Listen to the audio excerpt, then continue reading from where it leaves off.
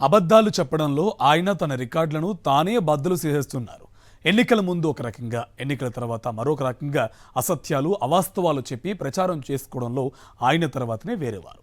రాజకీయాల్లోకి వచ్చినప్పటి నుంచి దాదాపు 4 దశాబ్దాలుగా ఆయన ఆ ఆర్డర్ను నమ్ముకొని మనుగడ సాగించడం నిజంగా ప్రపంచ రికార్డు అని చెప్పుకోవచ్చు.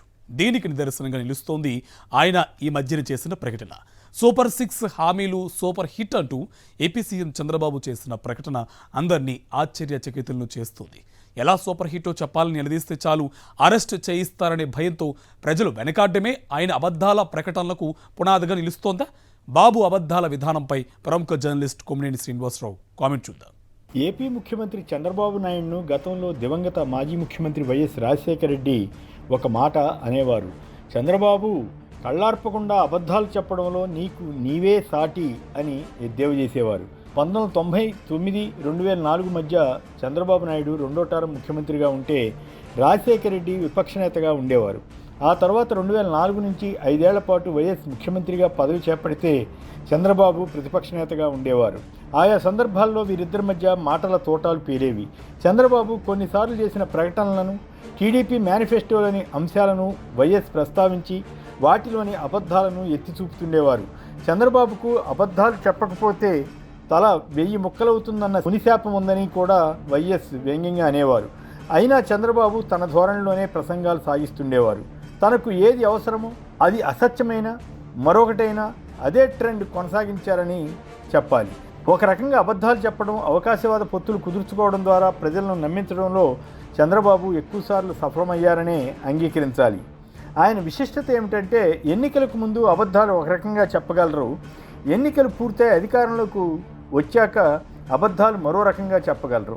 ఈ విషయంలో 30 ఏళ్ల క్రితం ఎలా ఉండేవారో ఇప్పటికీ అలాగే ఉండడం ఆయన ప్రత్యేకత. అబద్ధాల విషయంలో ఆ రకమైన స్థిరత్వం పాటించిన నేతగా పేరొంది రికార్డు సాధించారని చెప్పాలి. తాజాగా చంద్రబాబు చేసిన ఒక ప్రసంగం వింటే ఔరా అనిపిస్తుంది. ఎన్నికలకు ముందు సూపర్ 6 హామీల పేరుతో ప్రజలను తెగ ఊరించారు. ఆ వాగ్దానాలతో పాటు ఎన్నికల మేనిఫెస్టోలో మరో సుమారు 175 హామీలు ఇచ్చారు. తాము అధికారంలోకి రావడంతోనే వీటిని అమలు చేసి చూపుతామని, తనకు సంపద సృష్టించడం తెలుసు అంటూ ఉపన్యాసాలతో హోరెత్తించారు. ఈయనకు తోడుగా ఒకవైపు ఆయన కుమారుడు లోకేష్, మరోవైపు జనసేన అధినేత పవన్ కళ్యాణ్లు అవే వాగ్దానాలను పెద్ద ఎత్తున ప్రచారం చేశారు. ఎలాగైతేనే అధికారంలోకి వచ్చారు. జనమంతా తమకు ఇచ్చిన సూపర్ 6 హామీలు ఎప్పుడు అమలవుతాయని ఎదురు చూస్తున్న తరుణంలో చంద్రబాబు ఒక సూపర్ ప్రకటన చేశారు. అదేమిటంటే సూపర్ 6 సూపర్ హిట్ అయిందని అన్నారు. ఇది విన్న జనం ముక్కును వేలేసుకోవాల్సి వచ్చింది. తమకు తెలియకుండా ఆ హామీలన్నీ ఎప్పుడు నెరవేర్చారా అని ఆశ్చర్యచకితులై ఆయన వంక చూడడం మినహా మరో మాట మాట్లాడలేకపోయారు. అవి మోసపూరిత హామీలని అంతా భావిస్తున్న తరుణంలో ఇప్పుడు వాటిని అమలు చేసేసామన్న ఉద్దేశం ప్రజల్లో కలగాలన్న అభిప్రాయంతో ఆయన ఆ మాట అని ఉంటారు. ప్రతి కుటుంబానికి 3 గ్యాస్ సిలిండర్లన్న వాగ్దానాన్ని నెరవేర్చామని ప్రభుత్వం చెప్పినా అది ఎంతమందికి అందుతోందన్న దానిపై స్పష్టత రావాల్సి ఉంది. కీలకమైన ఇతర వాగ్దానాల జోలికి వెళ్లకుండా సూపర్ 6 సూపర్ హిట్ ఎలా అవుతుందన్న ప్రశ్నకు జవాబు ఇస్తారంటే అదేమీ ఉండదు. జనం చెవిలో పూలు పెట్టుకుని వినాల్సిందే. ప్రశ్నిస్తే పోలీసులు ఎటు కాపలా ఉంటారు. వెంటనే వారిపై కేసులు వస్తాయి, జైలు పాలు చేస్తారు. ఆ భయంతో జనం ఎవరూ నోరెత్తడం లేదు. మహిళా శక్తి కింద ప్రతి మహిళకు నెలకు 1500 రూపాయలు చొప్పున ఇస్తామని చెప్పారు.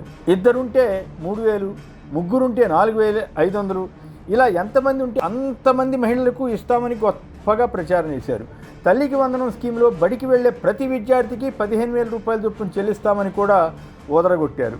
గతంలో జగన్ ఒక్కరికే ఇచ్చేవారని, కూటమి అధికారంలోకి వస్తే ఇంట్లో పిల్లలు ఎందరుంటే అందరికి ఇస్తామని, తీరా అధికారంలోకి వచ్చాక ఒక్క విద్యార్థికి కూడా ఇవ్వలేదు. వచ్చే ఏడాది వరకు లేనట్లే అని స్పష్టం చేశారు. అయినా సూపర్ 6 సూపర్ హిట్ అని చెప్పుకుంటున్నారు. మరో కీలకమైన అంశం రైతు భరోసా కింద ప్రతి రైతుకు 20,000 రూపాయల చొప్పున పెట్టుబడి సాయం అందించడం. జగన్ టైంలో ఇది 13,500 ఉండేది. వారు ప్రతి రైతుకు 20,000 చొప్పున పెట్టుబడి సాయం అందిస్తామని వాగ్దానం చేశారు. తాజాగా 10,000 రూపాయలు కేంద్ర సాయంతో కలిపి ఇస్తామని బుకాయిస్తున్నారు. అయినా సూపర్ 6 సూపర్ హిట్ అంటే రైతులు బెత్తరపోవడం తప్ప చేసేదేముంటుంది? ఇక నిరుద్యోగుల సంగతి సరే 20 లక్షల ఉద్యోగాలు వచ్చేలా చేస్తామని, అంతవరకు నెలకు 3,000 రూపాయల చొప్పున ఒక్కొక్కరికి భృతి ఇస్తామని ప్రచారం చేశారు. దాని గురించి ఒక్క మాట చెబితే ఒట్టు. అయినా సూపర్ 6 సూపర్ హిట్ అని చెప్పుకుంటున్నారు. ఇవి కాకుండా మేనిఫెస్టోలో అనేక విషయాలపై క్లారిటీ ఇవ్వలేదు. వాలంటీర్ల వ్యవస్థ కొనసాగిస్తామని, ప్రతి వాలంటీర్కు 5,000 రూపాయలకు బదులు 10,000 చెల్లిస్తామని వారిని బోల్తా కొట్టించారు. ఉన్న 2.5 లక్షల ఉద్యోగాలు ఓడగొట్టారు. బీసీ, ఎస్సీ, ఎస్టీలకు 50 ఏళ్లకే 4,000 రూపాయలు చొప్పున పెన్షన్ అని ఆశపెట్టారు. ఆ ప్రసక్తే తేవడం లేదు ఇప్పుడు. అయినా సూపర్ 6 హిట్ అని ప్రచారం చేసుకుంటున్నారు. కరెంట్ ఛార్జీలు పెంచబోమని, పైగా తగ్గిస్తామని కూడా చంద్రబాబు గొప్పగా చెప్పుకునేవారు. కానీ వచ్చి రాగానే 15,000 కోట్ల రూపాయల విద్యుత్ ఛార్జీలు భారం మోపారు. పేదరికం లేని సమాజం అంటే ఇక ఏపీలో పేదలు ఉండబోరని అనుకున్నవారు ఉన్నారు. కానీ ధనికులు పేదలను దత్తత తీసుకుని ఉద్ధరించాలని చెబితే ఒక్కసారిగా అంతా నిర్ఘాంతపోతున్నారు. పేదల జీవితాల్లో వెలుగులు చూడటమే తన లక్ష్యమని ప్రసంగించిన చంద్రబాబు సూపర్ 6 అమలు చేయకుండా అది ఎలా సాధ్యమో చెప్పడం లేదు. అబద్ధాలు చెబితే గెలవచ్చా అన్న సందేహం ఎవరికైనా రావచ్చు. కానీ చంద్రబాబు నాయుడు మాత్రం ఆ విషయంలో గొప్ప ఆర్ట్ సాధించారని అంగీకరించాల్సిందే.